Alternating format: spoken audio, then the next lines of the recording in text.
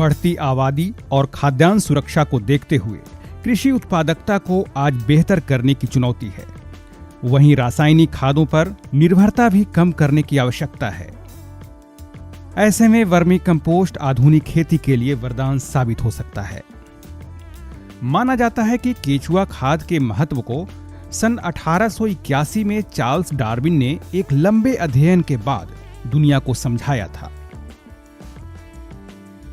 आदिकाल से ही मिट्टी और मानव की मित्रता इन नन्हे केचुओं से रही है, लेकिन समय बीतने के साथ मिट्टी में केचुओं की कमी होने लगी। ऐसे में आज केचुआ खाद के उत्पादन और प्रयोग को तेजी से बढ़ाने की आवश्यकता है। बिहार कृषि विश्वविद्यालय सबौर केचुआ खाद के उपयोग को बढ़ाने और किसानों के बीच इसके प्रचार प्रसार के लिए प्रतिबद्धता के साथ कार्य कर रही है। बिहार कृषि विश्वविद्यालय में वर्मी कंपोस्ट निर्माण की ये इकाई वर्ष 2013 से संचालित है। मुख्य रूप से इस वर्मी कंपोस्ट इकाई का उद्देश्य है कि फसल अवशेष एवं अवशिष्ट पदार्थों को कैसे कृषि बनाया जाए। इससे वर्मी कंपोस्ट तैयार करने से जो मृदा का स्वास्थ्य भी सुधरेगा और जो मृदा स्वास्थ्य सुधरने से जो मनुष्य खेती से उत्पन्न होने वाले फसलों का उपयोग करते हैं उसके स्वास्थ्य में भी सुधार होगा और अल्टीमेटली पूरे जीव जगत को इससे फायदा होगा।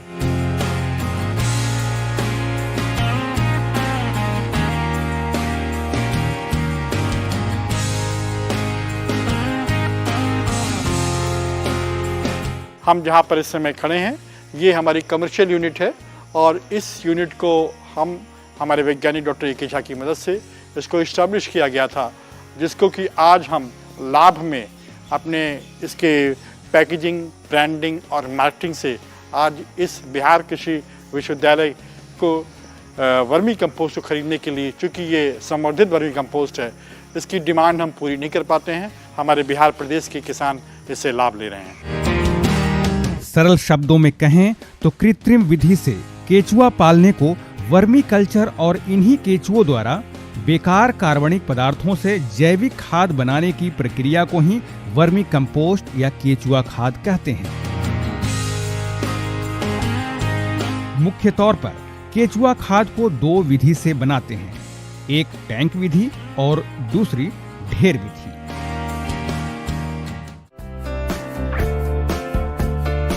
केचुआ खाद बनाने की यह विधि छोटे किसानों और पशुपालन के साथ अतिरिक्त आय अर्जित करने वाले उद्यमियों के बीच सबसे प्रचलित विधि है। इस विधि में साधारणतः ऊंचे स्थान पर झोपड़ी नुमा घर बनाते हैं या बड़े स्तर पर उत्पादन लेने के लिए इस प्रकार के चदरे के शेड भी बनाए जाते हैं। शेड के अंदर 4 मीटर लंबी एवं 1.2 मीटर यानी लगभग 1.25 मीटर चौड़ी और 1 मीटर ऊंची टैंक बनाते हैं। टैंक को ऐसा बनाया जाता है जिसकी नालियों की निकास एक सीध में इस प्रकार हो, जिसमें कि वर्मीवास संग्रह करने में मदद मिल सके। टैंक तैयार होने के बाद अब इसमें वर्मी कंपोस्ट बनाने की प्रक्रिया शुरू कर सकते हैं। हम आपको यहाँ इनरिच्ड यानी संवर्धित वर्मी कंपोस्ट बनाने की विधि बताएंगे। सबसे पहले 60% गोबर और 40% फसल अवशेष में कई तरह के संवर्धक को मिलाकर 3 से 4 सप्ताह के लिए छोड़ देते हैं। टैंक विधि में हम 10 फीट लंबा, 3 फीट चौड़ा और 2.5 फीट गहरा हम टैंक बनाते हैं और उस टैंक में नीचे में हम कंकड़ पत्थर डालते हैं। कंकड़ पत्थर डालने के बाद उसके ऊपर 2-3 इंच हम बालू डालते हैं। उसके बाद उपजाऊ मिट्टी 2 इंच डालते हैं। उसके बाद उसे पानी से भली प्रकार हम भिगा देते हैं। भिगा देने के बाद केचुआ को डाल देते हैं। केचुआ डाल देने के बाद इसमें गोबर डाला जाता है और गोबर डाल करके जब ये लगभग 2 फीट ऊंचा हो जाता है तो उसके बाद हम उसको जो भी हमारे पास पुराना बोरा हो या फिर कह लीजिए कि आपका पुआल वगैरह हो तो पुआल से ढक देते हैं। ढक देने के बाद उसकी सिंचाई आप प्रॉपर करते रहेंगे। 21 दिन तक आप उसकी सिंचाई इस प्रकार से करते रहेंगे कि 60% नमी कम से कम उसमें निश्चित रूपेण बरकरार रहे। यहाँ ध्यान देने वाली बात यह है कि बिना संवर्धित तत्वों को मिलाए हुए भी केचुआ खाद बनाया जा सकता है। अगर जिन किसान भाइयों को ये तत्व आसानी से उपलब्ध न हो वो इसे छोड़ सकते हैं, लेकिन ज्यादा असरदार बनाने के लिए हमने इसमें संवर्धित तत्व को मिलाया है। संवर्धित वर्मी कंपोस्ट बनाने के लिए प्रति क्विंटल गोबर में 100 ग्राम पीएसबी और सुडोमोनास या एजोटोबैक्टर मिलाया जाता है। इसके अलावा आप एजोला भी मिला सकते हैं, जो कि अब यह गोबर और अन्य मिश्रण के साथ एक संवर्धित वर्मी कंपोस्ट बनने के लिए तैयार है, जो बनने के बाद साधारण वर्मी कंपोस्ट से ज्यादा असरदार होगा। टैंक में केचुओं को बराबर मात्रा में डालते हैं। प्रति टन गोबर में 1000 से 2000 केचुआ डालना चाहिए। अब इसके ऊपर पहले से तैयार मिश्रण युक्त गोबर को डालते हैं। समान रूप से गोबर डालने के बाद 2 से 4 इंच मोटी पुआल या सूखी पत्तियों की परत बना देते हैं। आप चाहें तो जूट के बोरे से भी ढक सकते हैं। इसके ऊपर समय समय पर पानी की फुहार देते रहें ताकि इसमें पर्याप्त नमी बरकरार रहे। अब केचुओं ने अपना काम करना शुरू कर दिया है। बीच बीच में इसका आप निरीक्षण करते रहें। ऊपर में आपके चाय के पत्ती जैसी संरचना बनने लगेगी, तब आप उस पुआल को हटा देंगे और चाय की जो आपकी पत्ती जैसी संरचना है, जिसको आप वर्मी कास्ट कहते हैं या वर्मी कंपोस्ट कह लीजिए कहते हैं, उसको आप ऊपर से हटा लेते हैं। हटा करके फिर इसकी सीविंग कर लेते हैं। सीविंग करने के लिए आप इसको 4 mm की जाली से 90% इसकी जो भाग है वह इससे निकल करके चला जाए, ये चीज ध्यान रखना चाहिए। 20 से 25 दिनों के बाद अब वर्मी कंपोस्ट तैयार होने की प्रक्रिया में आ गया है। चाय पत्ती की तरह इस प्रकार दानेदार होने के बाद बीच बीच में वर्मी कंपोस्ट निकालते रहें और इसे छायेदार जगह में एकत्र करें। फिर 4 mm की जाली से चाल लें। अब यह वर्मी कंपोस्ट पूरी तरह से खेतों में देने के लिए या पैकिंग कर बेचने के लिए तैयार है। यहाँ से निकले हुए वर्मी वाश भी काफी महत्वपूर्ण है। इसे इकट्ठा कर फसलों में देने से काफी फायदे होते हैं।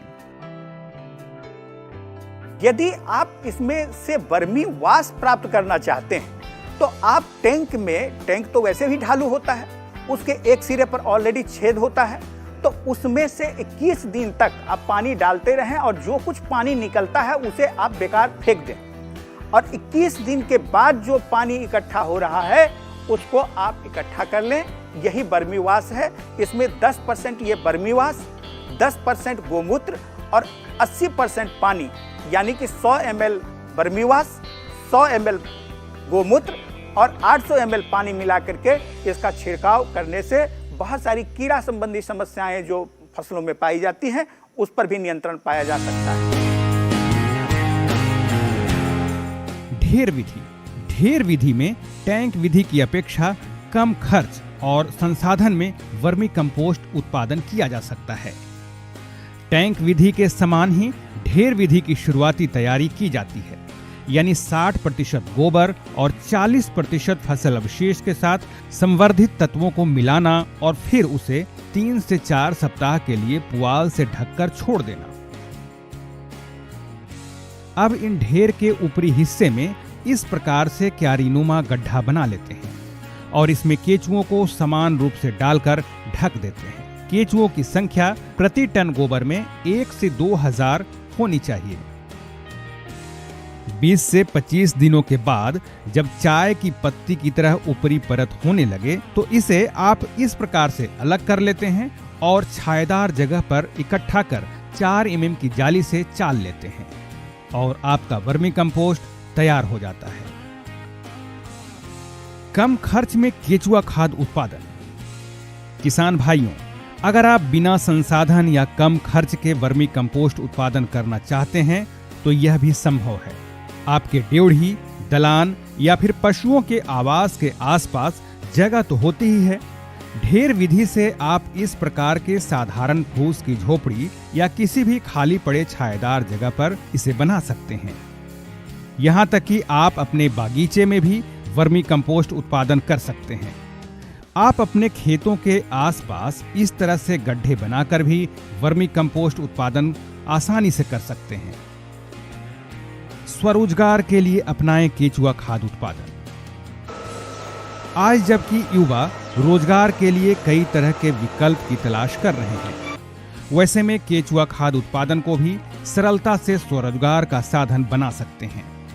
आपके पास अगर निवेश के लिए कम पैसे हों, तब भी आप खाली पड़े इस प्रकार के जगह में ढेर विधि से काफी मात्रा में केचुआ खाद उत्पादन कर सकते हैं और आसानी से अपने आसपास के इलाके में बेच सकते हैं। जैविक खेती के बढ़ते प्रचलन के बीच केचुआ खाद की मांग दिनों दिन बढ़ती जा रही है। अगर आपके पास निवेश के लिए पैसे हैं, तब आप व्यावसायिक स्तर पर इस तरह के प्लांट लगाकर केचुआ खाद की पैकिंग और ब्रांडिंग कर बड़े स्तर पर केचुआ खाद का व्यवसाय कर सकते हैं।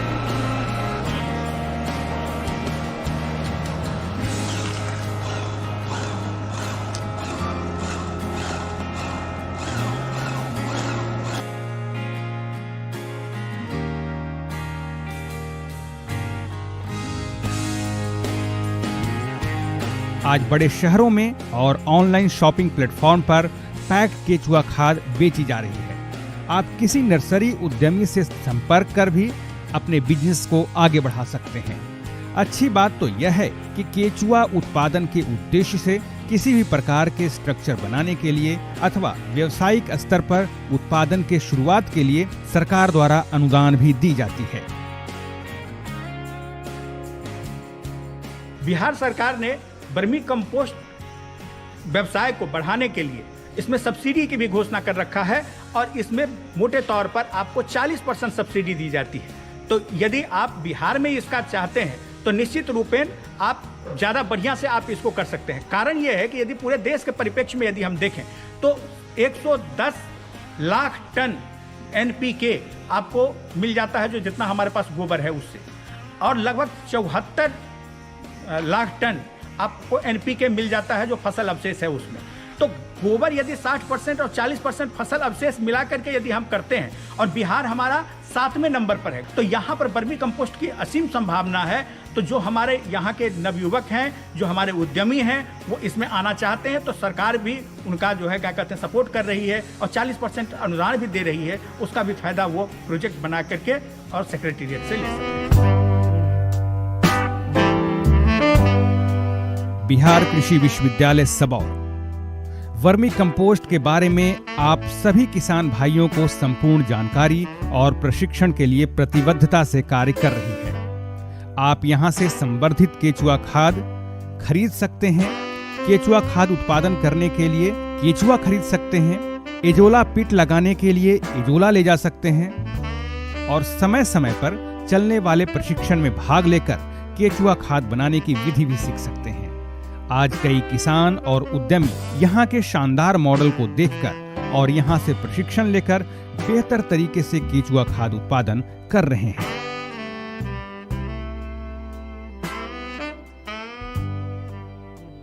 देश में हमें किसी भी रोजगार को स्थापित करने से पहले बाजार को देखते हुए, बाजार की मांग को देखते हुए हमें अपने रोजगार की स्थापना करनी चाहिए और उसके ऐसे उद्देश्य होने चाहिए कि जिससे देश को, हमारे किसान भाइयों को, हमारी धरती माँ को एक अच्छे पोषक तत्वों का भी संचार हो।